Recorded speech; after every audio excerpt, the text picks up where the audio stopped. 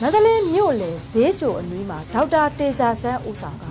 အကြမ်းဖက်စစ်အုပ်စုရဲ့အတူရောင်တရားဝင်ရွေးကောက်ပွဲကိုလူထုတရက်လုံးကပြက်ပြက်သားသားစတင်ကြဖို့အတွက်ဆန္ဒပြခဲ့လို့သိရပါတယ်။အဲ့ဒီဆန္ဒပြပွဲမှာအကြမ်းဖက်ဆရာနာရှင်စနစ်တိုက်ဖြတ်ရေးလူထုအရေးတော်ပုံတပ်သားတွေဖြစ်ကြတယ်။ဒေါက်တာတေဇာဆန်းကိုနန်းလင်းရန်ကုန်ကိုခန့်ဝေပြိုစကိုင်းတို့အပါအဝင်ရဲဘော်ရဲဘက်တွေကပြည်သူလူထုနဲ့အတူပူးပေါင်းကလှုပ်ဆောင်ခဲ့တာဖြစ်တယ်လို့လည်းသိရှိရပါတယ်။အဲ့ဒီလူထုလှုပ်ရှားမှုကိုအာနာယူမင်းအောင်လှိုင်ပြုံးလင်မြို့စစ်တနန်းစင်ပွဲကိုတက်ရောက်စကားပြောနေချိန်မှာလှုပ်ဆောင်ခဲ့တာဖြစ်ကြတယ်လို့မင်းအောင်လှိုင်လုံခြုံရေးအတွက်မန္တလေးမြို့လယ်မှာစစ်မိတ်ဆာစစ်ဘလူးတွေတောင်းကျမ်းနေခြင်းဖြစ်တယ်။ဒီဇင်ဘာလ3ရက်နေ့မှာပြည်သူလူထုရဲ့ပါဝင်ကူညီဆောင်ရှောက်မှုနဲ့အတူဘေးအန္တရာယ်ကင်းစွာဖော်ဆောင်နိုင်ခဲ့တာဖြစ်တယ်လို့လည်းသိရပါတယ်။ဒါအပြင်ဆရာနာရှင်စနစ်ဟာတိုင်းပြည်နဲ့လူထုတရက်လုံးအတွက်ဘုံရန်သူဖြစ်ပြီးဆရာနာရှင်စနစ်တိုက်ဖြတ်ရေး Federal Democracy နိုင်ငံတည်ဆောက်ရေးဟာတိုင်းပြည်အတွက်ဘုံရည်မှန်းချက်ဖြစ်က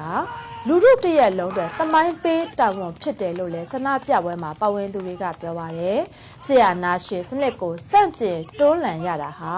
အရင်ဒီအထိအခိုက်တွေကြီးမားပေမဲ့လည်းအာနာရှင်စနစ်အောက်မှာခေါင်းငုံလဲဆင်းခံပြီးစနစ်သက်ဆိုးရှိသွားမယ်ဆိုရင်တိုင်းပြည်မှာဖြစ်လာမယ့်နောက်ဆက်တွဲပျက်စီးဆုံးရှုံးမှုကပိုပြီးကြီးမားတာကြောင့်ဆရာနာရှင်စနစ်တိုက်ဖြတ်ရေးအတွက်ပုံမတန်မာကြရမှာဖြစ်တယ်လို့ပုံမစုစည်းကြရမှာဖြစ်တယ်လို့လည်းဆန္ဒပြပွဲမှာပါဝင်သူတွေကဆိုထားပါတယ်။ဒါအပြင်ဆန္ဒပြပွဲမှာပါဝင်သူတွေက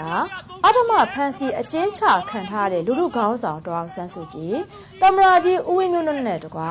နိုင်ငံရေးအကျဉ်းသားတွေအားလုံးကိုချွင်းချက်မရှိအမြန်ဆုံးလွှတ်ပေးရေးစစ်အုပ်စုကအတင်းအဓမ္မပြင်ဆင်နေတဲ့ရွေးကောက်ပွဲဟာတိုင်းပြည်ရဲ့လက်ရှိနိုင်ငံရေးပြဿနာအတွက်ထွက်ပေါက်မဟုတ်ပဲ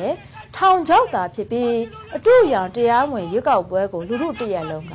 ပြက်ပြက်သားသားစန့်ကျင်ကြဖို့စစ်အုပ်စုဟာအဓမ္မစစ်မှုထမ်းဥပဒေကိုအတင်းပြဋ္ဌာန်းပြီးလူထုတရက်လုံးကိုအမျိုးမျိုးဖိနှိပ်အနိုင်ကျင့်နေပြီးလူငယ်လူရွယ်များစွာကိုတရင်တဲကိုပို့နေတယ်အဓမ္မစစ်မှုထမ်းဥပဒေကိုလုံးဝဖျက်သိမ်းရေးတို့ကိုလည်းတောင်းဆိုခဲ့ကြတယ်လို့လည်းသိရပါတယ်။ဒါအပြင်ဒီဇင်ဘာလ10ရက်နေ့ပြည်ပဆိုင်ရာလူခွင့်ရေးနေ့မှာလည်းတနိုင်ငံလုံးလူထုတရက်လုံးက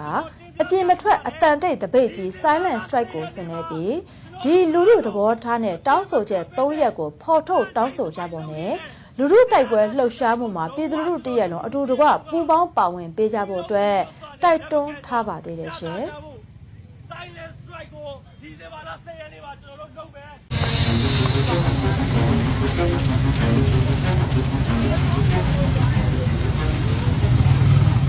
လေးစားအပ်တဲ့ပြည်သူအပေါင်းတို့ခင်ဗျာလေးစားအပ်တဲ့ပြည်သူအပေါင်းတို့ခင်ဗျာအားလုံးတို့ခုစားပါတယ်ကျွန်တော်တင်စားဆက်ဖြစ်ပါတယ်အဲ့မှာကျွန်တော်တင်စားဆက်ဖြစ်ပါတယ်ကျွန်တော်တင်စားဆက်နဲ့အတူရေတော်ဘုံတက်သားများဖြစ်တဲ့ဟိမှာကိုခန့်ဝေဖြို့စကိုင်းက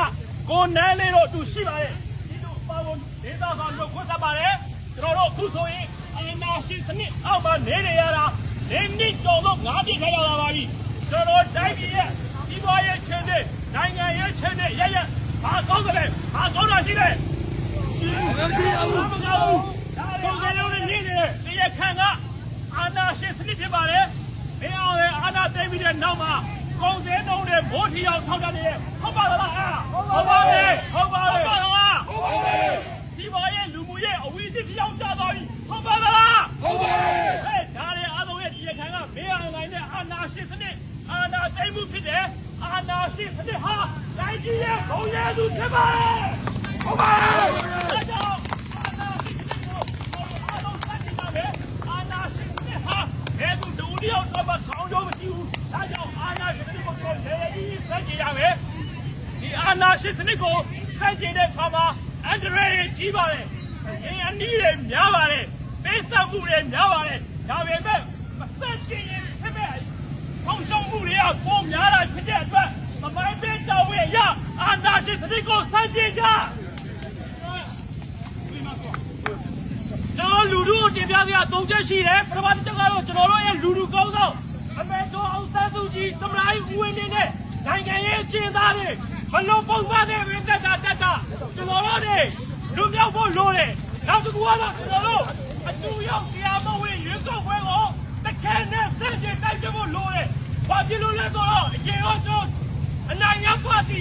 ဒေါ်သားသူကြီးတို့ဦးဆောင်တဲ့ပါတီနိုင်ရထားတဲ့ဂျာလက်ရှိတယ်အဲကြောင့်ကျွန်တော်တို့ဘယ်မပေးကြပါနဲ့နောက်ဆုံးတစ်ခုကတော့ကျွန်တော်တို့ရဲ့လူငယ်လူရွယ်တွေကိုရှေ့ရမှာပေါ်တာဆွဲနေတယ်အတင်းအဓမ္မအသေးခံကိုင်းနေတယ်အဲ့ကွစစ်မှုတန်းမတရားပေါ်တာဆွဲဦးမျိုးတခဲနဲ့ကျွန်တော်တို့တိုက်ပြကြပါအခုအလေးနဲ့ကျွန်တော်တင်ပြစရာရှိရတယ်ဒီဇင်ဘာလ10 ရက်နေ့မှာကျွန်တော်တို့အားလုံးအပြည့်မထွက်ပဲနဲ့အတန်တိုက်သပိတ်လုပ်ရင်းနဲ့စစ်အာဏာရှင်စနစ်ကိုလုံးဝကျွန်တော်တို့လူလူတရက်လုံးကစီလုံးညီညွတ်သွားတဲ့လက်မကန်ကြောင်းပြသကြဖို့ silent strike ကိုဒီဇင်ဘာလ10 ရက်နေ့မှာကျွန်တော်တို့လုပ်မယ်။ဒီနိုင်ငံလုံးတိုက်ကြတယ်လုပ်မယ်။အားလုံးစီလုံးလုံးညီညွတ်နဲ့ပါဝင်ပေးကြဖို့အတွက်ကျွန်တော်တောင်းဆိုပါတယ်။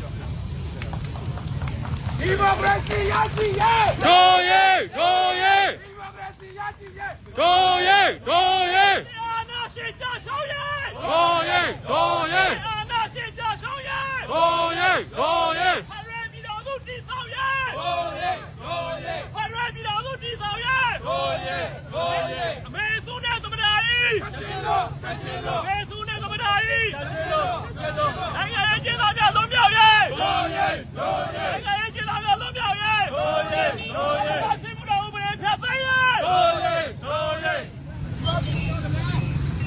လူလူအားနဲ့ဆက်ကြည့်ကြမယ်